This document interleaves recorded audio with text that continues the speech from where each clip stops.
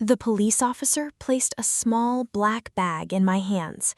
It held the last few belongings my parents had after the plane crash, and a single folded note. On it, my mother had written, "Always take care of your little brother." I was only 19 years old that day, but in a single moment, I became his sister, his mother, his father, and the only family he had left. What I never imagined was that one day, the little boy I sacrificed everything for would become the one who would break my heart. Grace Brooks was 19 years old when her entire world fell apart.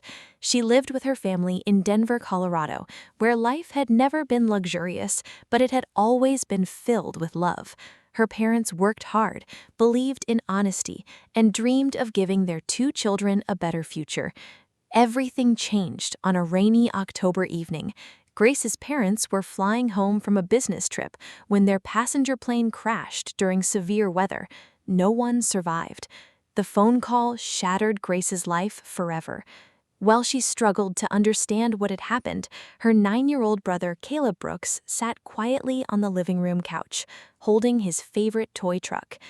"Where's Mom?" he asked softly. Grace forced herself to smile through tears. "They're not coming home." Caleb wrapped his arms around her and cried until he fell asleep against her shoulder.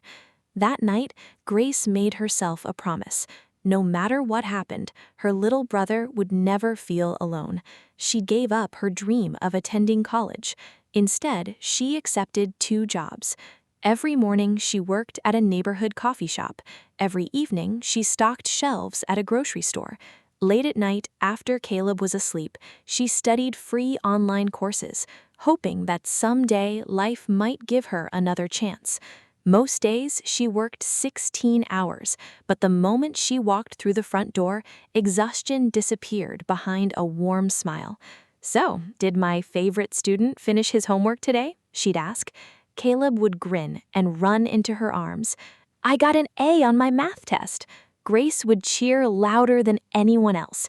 She wanted him to believe life was still beautiful, even when hers had become unbelievably difficult. Years passed. Grace sacrificed everything without ever complaining. While her friends graduated from college, traveled, got married, and started successful careers, Grace spent every paycheck making sure Caleb had everything he needed. She wore the same old winter coat for 4 years, but Caleb always had new school clothes. She often skipped dinner to save money, but Caleb's lunchbox was always full. She never wanted him to know how much she struggled. When Caleb entered high school, his teachers quickly realized he was one of the brightest students in the district. One afternoon, Grace received a call from her guidance counselor. "Ms. Brooks, Caleb has an excellent chance of earning a scholarship to the University of Colorado, but he'll need money for advanced programs, application fees, and academic competitions." Grace thanked her and quietly hung up. She opened the small wooden box where she kept the last valuable thing their mother left behind, a delicate gold necklace. She held it in her hands for several minutes. "Mom, I'm sorry," she whispered, "but Caleb's future matters more." The next morning, she sold it. When Caleb discovered what she had done, he was speechless. "You sold Mom's necklace for me?" Grace smiled. "It's just jewelry." "No," Caleb replied, his voice breaking. "It was her favorite." Grace gently squeezed his shoulder. "One day you'll build the life Mom and Dad wanted for you. That's worth more than any necklace." Tears filled Caleb's eyes. "I promise, someday I'll give you everything you've ever dreamed of." Grace laughed softly. "I don't need a mansion or fancy cars. What do you want?" She looked at him with quiet pride. "I just want you to grow into a good man." Those words stayed with Caleb, at least for a while. A few years later, Caleb was accepted into the University of Colorado. It was the happiest day of Grace's life. She emptied nearly every dollar she had saved over the years to pay for her tuition, books, and housing. Watching him move into his dorm felt like watching her own dream finally come true. But college introduced Caleb to a world he had never known: luxury cars, designer clothes, weekend parties, students who spent more money in a single night than Grace earned in a week. At first, Caleb simply admired their lifestyle. Then he started wishing it were his own. His new friends constantly talked about success, money, and status. Slowly, his priorities began to change. One evening, Grace called him. "Hey kiddo, did you eat dinner?" "Yeah." "How are your classes going?" "I'm busy right now. I'll call you later." Before Grace could answer, the call ended. She stared at her phone for a long moment.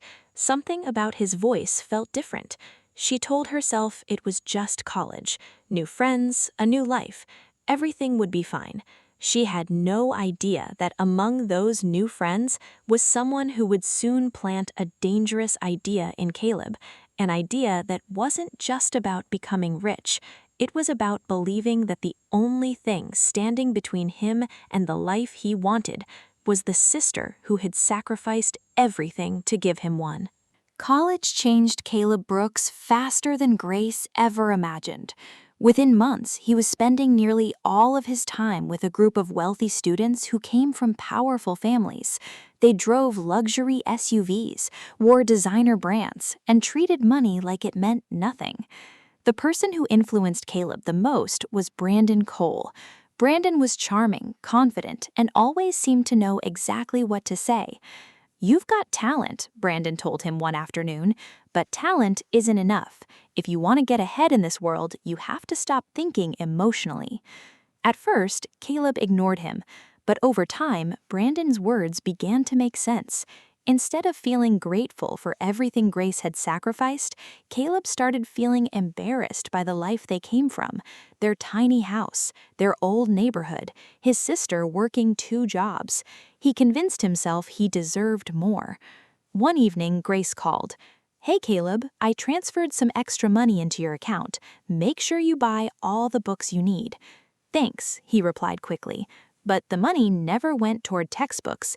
Instead, Caleb bought the newest smartphone, expensive clothes, and spent the weekend with Brandon and his friends at a luxury ski resort. A few weeks later, Grace received an email from the university: "Past due tuition balance." She stared in the screen in disbelief. She had already sent every dollar Caleb needed. Immediately, she called him. "Caleb, the university says your tuition hasn't been paid." There was a long silence. "It has to be a mistake," Caleb finally answered. "I'll talk to the finance office tomorrow." Grace believed him without hesitation. That same evening, she opened another small memory box. Inside was her father's wristwatch, the last thing she had kept from him. She held it tightly before whispering, "Dad, I hope you'd understand." The next morning, she sold it. She was willing to lose every memory, as long as Caleb never lost his future. Meanwhile, Brandon introduced Caleb to what he called the opportunity of a lifetime. "It's a private investment," Brandon explained. "My father knows the people behind it. You'll double your money in weeks." "I don't have that kind of money." Brandon smiled. "But your sister owns a house." Caleb's expression changed instantly. "No." "It's just collateral," Brandon said calmly. "Nobody's taking the house. Once the investment pays off, you'll clear the paperwork and your sister will never even know." Caleb stood up. "I'm not doing that." Brandon shrugged. "Then enjoy spending the rest of your life watching your sister work herself to death." Those words echoed in Caleb's mind for days. When he returned home during fall break, Grace welcomed him with the biggest smile she'd worn in months. She cooked every one of his favorite meals. They laughed while looking through old family photo albums. For a moment, everything felt normal again. The following morning, Caleb finally brought up the subject. "Grace, have you ever thought about selling this house?" She looked surprised. "Why would I?" "We could move somewhere nicer." Grace gently shook her head. "This isn't just a house." She looked around the small living room. "It's where Mom taught us how to bake cookies." She smiled toward the hallway. "It's where Dad measured our height on the wall every birthday." Then she looked directly at Caleb. "As long as I have a choice, this house stays." Caleb didn't argue, but later that night he called Brandon. A week later, Brandon arranged everything: fake investment contracts, forged financial documents. All Caleb had to do was sign one final document. His hand trembled. He knew it was wrong. He knew Grace trusted him completely, but he convinced himself he was doing it for both of them. One signature. That was all it took. For a while, everything seemed fine. Then disaster struck. The investment company disappeared overnight. The offices were empty. The website vanished. Brandon stopped answering his phone. The money was gone. And because the paperwork listed Grace's home as collateral, the debt legally pointed back to her. Early one Monday morning, there was a knock on Grace's front door. 2 representatives from the bank stood outside. "Miss Brooks?" "Yes." "We're here regarding the defaulted loan secured by this property." Grace frowned. There must be a mistake. The banker handed her a thick folder. She opened it and froze. Her name appeared on every page, but the signature wasn't hers. Her hands began to shake. "I never signed any of this." The banker looked sympathetic. "Ma'am, if this isn't resolved within 30 days, foreclosure proceedings will begin." Grace could barely breathe. The moment they left, she called Caleb. He answered after several rings. "Caleb," her voice trembled, "please tell me you know nothing about this." Silence. Complete silence. Finally, Caleb whispered, "I'm sorry." The line went dead. Grace slowly lowered the phone. For years, she had believed the world could never hurt her more than losing her parents. She was wrong, because the deepest wounds don't always come from strangers. Sometimes they come from the people you love the most. That night, as Grace sat alone in the dark living room, her phone vibrated. An unknown number. The message contained only one sentence: "If you want the truth about your brother, come alone to the old warehouse in downtown Denver tomorrow at 10 a.m. Grace stared at the message. She had no idea that the next morning would uncover a secret far bigger than stolen money and force her to choose between justice and the only family she had left. The next morning, Grace Brooks arrived at the abandoned warehouse in downtown Denver exactly at 10 a.m. The building was cold, silent, and nearly empty. For a brief moment, she wondered if the message had been some kind of cruel joke. Then a voice echoed from the far corner. "Grace?" A man in his late 50s slowly stepped forward. "My name is Daniel Foster." Grace studied him carefully. "Who are you?" "I was the senior accountant for the investment company Brandon used." Her heart pounded. "You know what happened?" Daniel nodded. "I know everything." He handed her a small flash drive. It contains financial records, emails, surveillance footage, and every forged document Brandon created. Grace looked at him in disbelief. "Why are you giving this to me now?" Daniel lowered his eyes. "Because I spent months helping people like Brandon steal from honest families. I couldn't keep living with the guilt." Grace's hands trembled as she held the flash drive. "Tell me one thing." She struggled to ask the question. "Did Caleb know what he was doing?" Daniel answered honestly. "He knew he was signing documents he shouldn't have signed." Grace closed her eyes.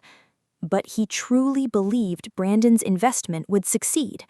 He never planned to destroy you. He believed he could make enough money to fix everything before you ever found out." Grace felt tears roll down her face. Her brother hadn't meant to ruin her life, but he had. That afternoon, she went directly to the Denver Police Department and turned over every piece of evidence. The investigation moved quickly. Within days, detectives discovered Brandon had orchestrated similar fraud schemes targeting college students across several states. He was arrested before he could flee the country. But Caleb couldn't escape responsibility. He willingly signed fraudulent documents. Weeks later, the courtroom was silent as the judge announced the decision. "Mr. Brooks, while this court recognizes that you were manipulated, you knowingly participated in financial fraud." Caleb lowered his head. "You are sentenced to probation 800 hours of community service, mandatory financial ethics classes, and restitution under court supervision. Grace listened quietly. She wasn't celebrating. There were no winners. Outside the courthouse, Caleb finally found the courage to face her. His eyes were swollen from crying. "I don't expect you to forgive me." Grace said nothing. "I threw away everything you sacrificed for." His voice cracked. "You gave up college. You worked 2 jobs. You sold Mom's necklace. You even sold Dad's watch. And I repaid you by betraying the only person who ever believed in me." He dropped to his knees. "I'm so sorry."